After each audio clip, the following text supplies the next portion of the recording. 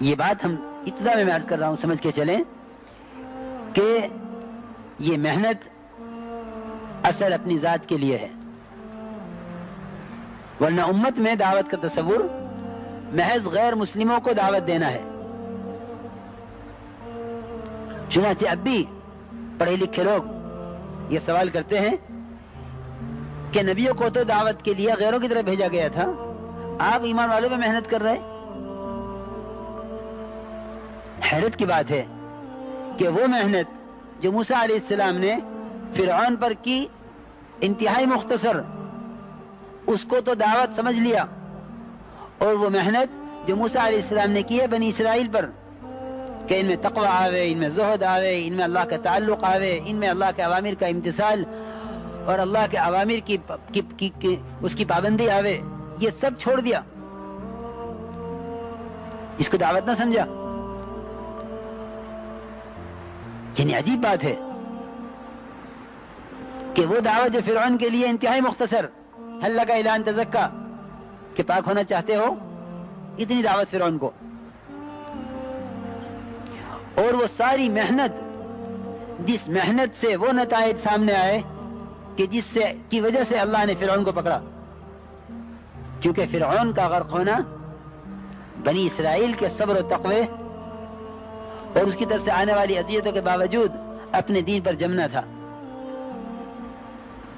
کہ اللہ نے سارے وعدے اپنے پورے کیے بنی اسرائیل کے لیے ان کے صبر کی وجہ سے۔ وتمت کلمۃ ربک الحسنی علی بنی اسرائیل بما صبروا۔ میں عرض کر رہا تھا کہ لوگوں کا ذہن میں یہ ہے کہ دعوت تو غیروں کے لیے تھی۔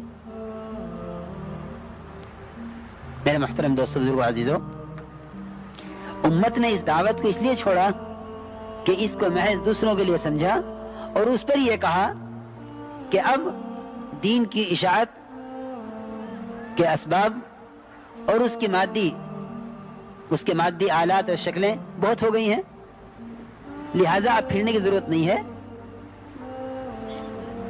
دعوت پہنچ چکی ہے، پہنچ رہی ہے، آپ بھی بیٹھے بیٹھے اپنا پیغام دنیا کے جس کونے میں جس شخص کو پہنچانا چاہیں پہنچا سکتے ہیں۔ میرے محترم دوستو، بزرگو، عزیزو، حضور اکرم صلی اللہ علیہ وسلم نے اپنے زمانے میں بادشاہوں کو بھی جو دعوت دی ہے، وہ خط صرف بطور دلیل اور بطور ثبوت کے تھا، ورنہ آپ کے خطوط کو بھی آپ کی جماعتیں لے کر گئی ہیں۔ دعوت دی ہے کہ دعوت کے لیے جماعت کو بھیجا ہے۔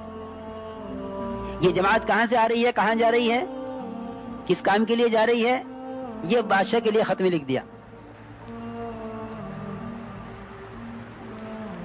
دیکھو، مجھے عرض یہ کرنا ہے کہ اس نقل و حرکت کو اگر صحابہ کرام کی نقل و حرکت یقین کرتے ہوئے اور ان تمام نقل و حرکت کے واقعات اور ان کے فضائل کو اس وقت مد نظر رکھتے ہوئے اگر نہ چلے، تو وہ تمام وعدے اور ہدایت جو ان کے لیے ہوا ہے، وہ تمام وعدے، نصرتیں، برکتیں، وہ ہدایت، وہ تربیت جو صحابہ کی ہوئی ہے، وہ ہم اس زمانے میں اس محنت کے ذریعے نہیں پا سکتے، جب تک ہم اس محنت کو وہ محنت یقین کر کے اور ان کی نقل و حرکت کے فضائل، ان کی نقل و حرکت پر جو وعدے اور نصرتیں ان کے ساتھ ہوئی ہیں، ان ساری نصرتوں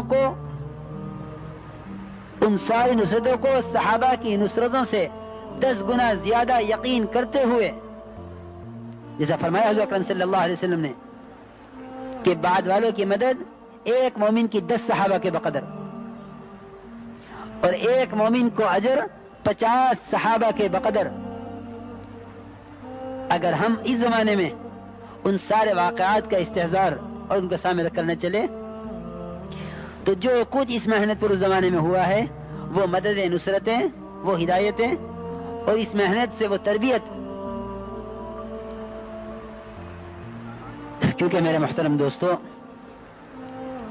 تربیت کرنے والی ذات اللہ کی ہے، مربی حقیق اللہ کی ذات ہے۔ ہم اللہ کے بندوں کو اللہ کی طرف اپنی تربیت کے لیے بلا رہے ہیں، اللہ کا دستور ہے یہ کہ جو اللہ کے بندوں کو اللہ کی طرف بلاتا ہے اللہ رب العزت اس کو دوسروں سے پہلے نوازتا ہے. یہ اللہ کا دستور ہے. یہ تو صاف بات ہے, تاکید کے ساتھ ہے. والذین جاہدوا فینا لنہدینہم من ہم, کہ ہم سے وہ مراد ہیں جو اللہ کے بندوں کو اللہ کی طرف بلانے کے جہد میں مشغول ہیں. میں ان کو ان سے پہلے ہدایت دوں گا جن کو یہ میری طرف بلا رہے ہیں. میں ان بلانے والوں کو ان سے پہلے ہدایت دوں گا جن کو یہ میری طرف بلا رہے ہیں. اس لیے میرے محترم دوستو, دعوت ہے اصل اپنی ذات کے لیے. تو اس کا تصور امت میں یہ ہو گیا کہ یہ تو غیروں کے لیے ہے. پھر سب سے پہلی دعوت جس کو میں نے عرض کیا کہ مولانا الیاس فرماتے تھے کہ میں اگر اس کام کا کوئی نام رکھتا تو تحریک ایمان رکھتا. دعوت کا پہلا قدم ساری شریعت اور سارے دین کا مدار اور ساری اطاعت کا مدار جس یقین پر ہے, اس یقین کی محنت یہ سب سے پہلے اور سب سے زیادہ مقدم چیز ہے. اگر ہم نے یہ سوچ کر کہ ہم تو ہیں ایمان والے, ہمیں ایمان کی کوئی ضرورت نہیں ہے, یہ سوچ کر اگر دعوت ایمان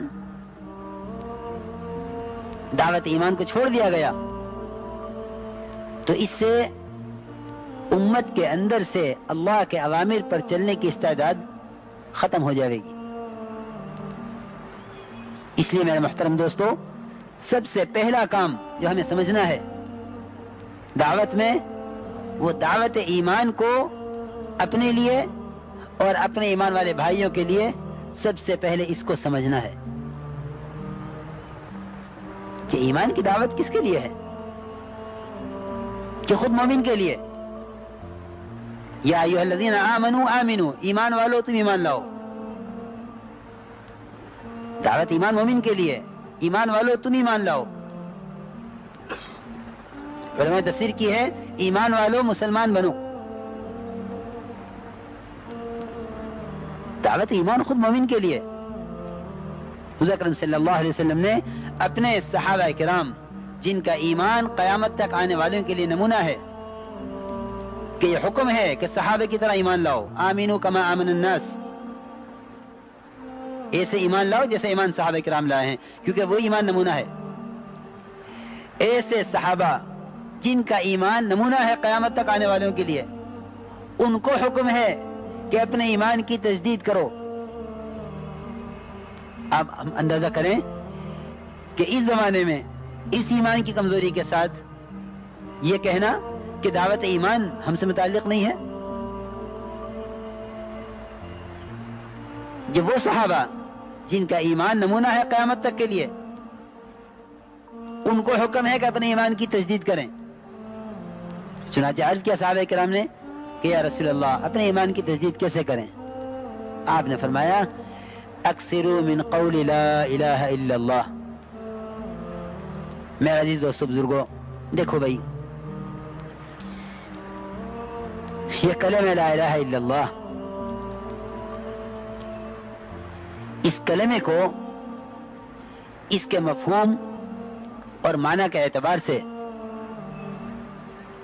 تذکروں میں لانا, یہ اس کلمے کی دعوت ہے.